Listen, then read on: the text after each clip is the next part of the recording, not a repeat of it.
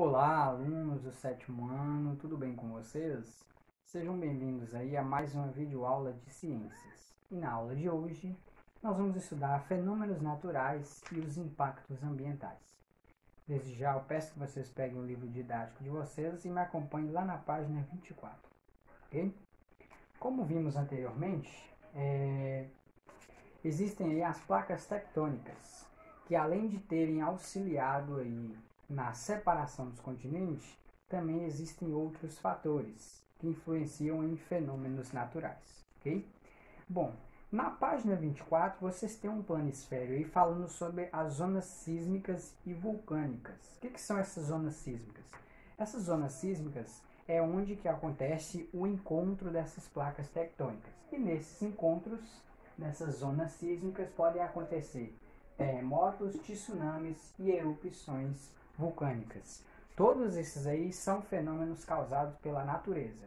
E esses fenômenos podem aí gerar grandes prejuízos, tanto para o ser humano quanto para a própria natureza, causando destruição em massa em muitos lugares, certo?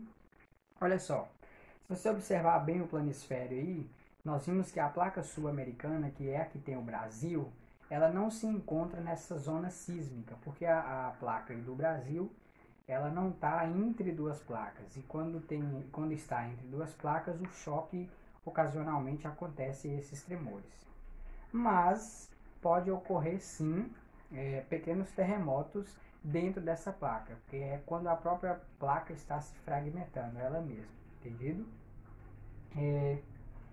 Vamos estudar primeiramente aí os vulcões. O que são os vulcões? Vulcões são aberturas na crosta terrestre. E é nessas aberturas em que o magma ele passa para a crosta terrestre. O magma, para quem não sabe, é um líquido pastoso que chega a cerca de 1000 graus Celsius e que, com a movimentação de subida e de descida, faz com que as placas tectônicas se movam. Como por meio aí dos choques das placas tectônicas abrem essas aberturas chamadas vulcões, é por onde o magma tem acesso direto à superfície. Quando o magma ele é expelido do vulcão, ele passa a ter um novo nome, ele é chamado aí de lava.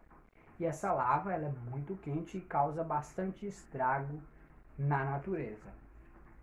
Onde são formados vulcões? Na superfície terrestre, onde nós estamos, mas também os vulcões podem ser formados aí nos oceanos, no fundo dos mares, ok? Os vulcões, galera, além de causar essa destruição, quando a lava se resfria, essa lava aí, ela possui uma grande quantidade de minerais.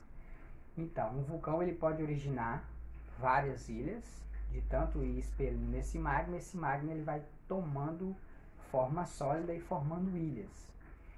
E muito tempo depois, esse solo aí, onde foi expelida essa lava, ele acaba sendo um solo muito fértil aí para o plantio.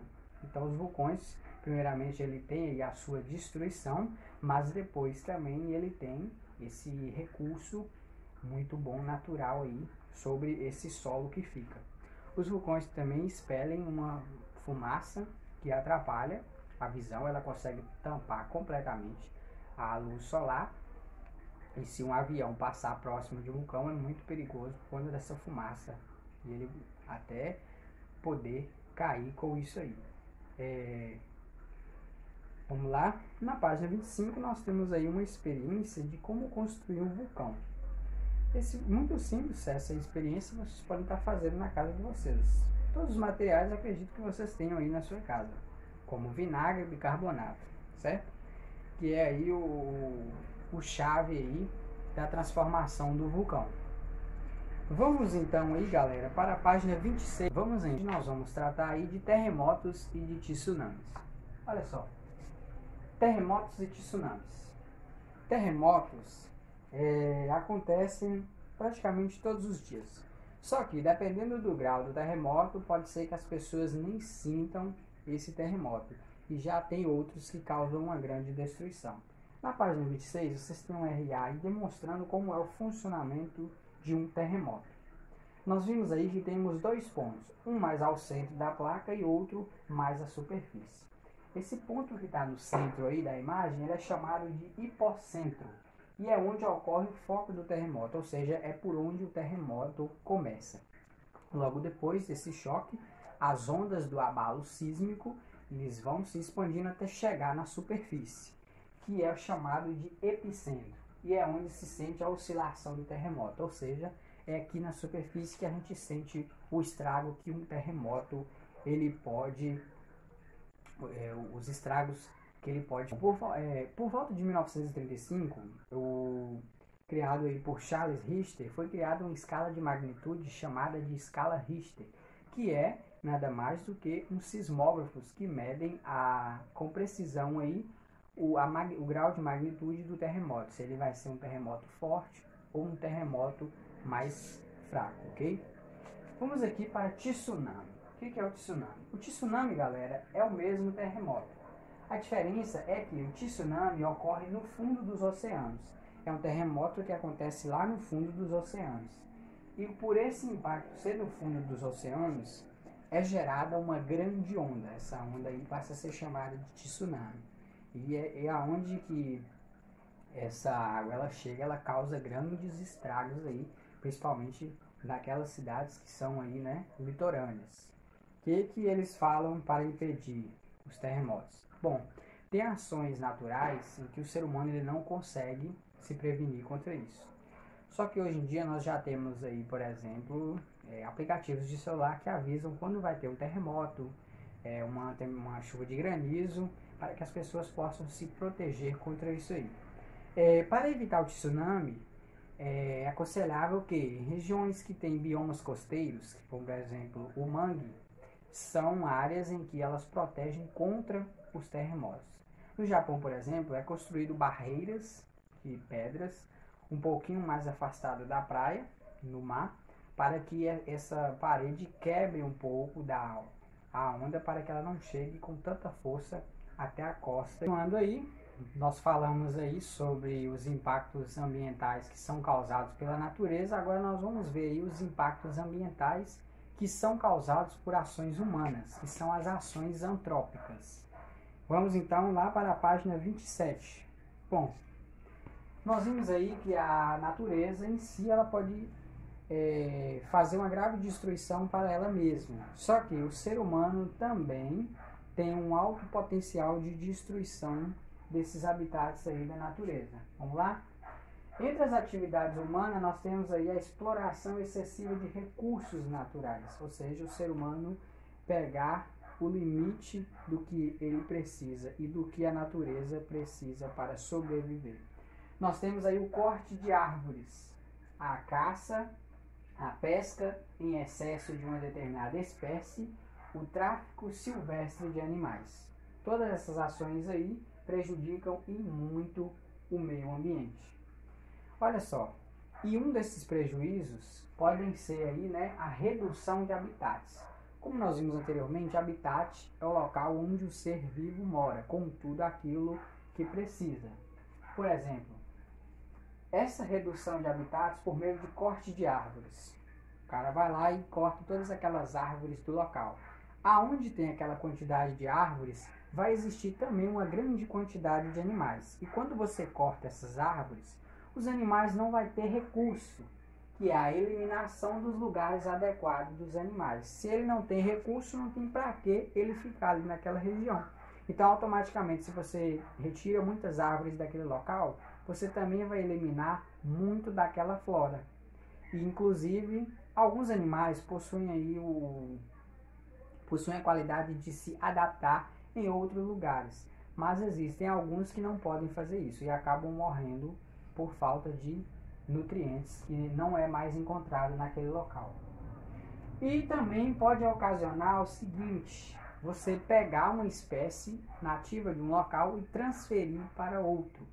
Nesse caso aí é a chamada espécie exótica, que são as espécies encontradas em um ecossistema que não é seu ambiente natural. Por exemplo, aqui no Brasil nós temos o eucalipto. O eucalipto ele não é natural aqui do Brasil. Ele é uma árvore natural lá da Austrália. O que acontece quando você traz espécies de outros lugares? Eu estou dando um exemplo de flora, viu gente? De uma árvore.